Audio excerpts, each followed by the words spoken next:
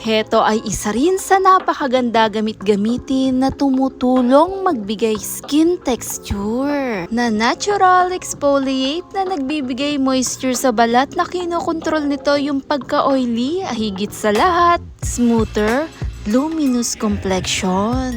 3 tablespoon ng rice flour ang aking nilagay o yung giniling na bigas at liquid coffee po. Heto nga po sa aking ginamit yung kinanaw na tinimplang kape. At 3 tablespoon din po ang aking ginamit at halu-haluin natin tong mabuti para mas makita ang texture na kakailanganin natin. Perfect kombinasyon din tong ginamit natin na tumutulong magbigay brightening, mapusyaw sa balat, napakaganda gamitin lalo yung resulta.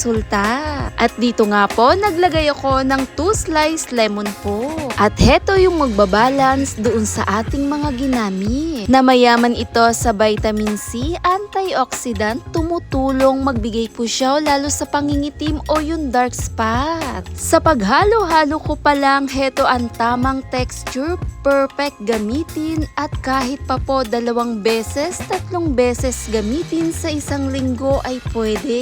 Aroma pa lang nakaka-relax na at napakaganda ng benefits nito sa kutis at napakaganda ng resulta, gamit na gamit ko rin. At sa paggamit nga po nito, dahan-dahan natin i-relax, i-massage ang balat, napakalambot at hayaan lang ng 20 to 30 minutes. Pwedeng-pwede mo tong isabay na rin sa iyong pagligo at napakaganda ng effect at resulta.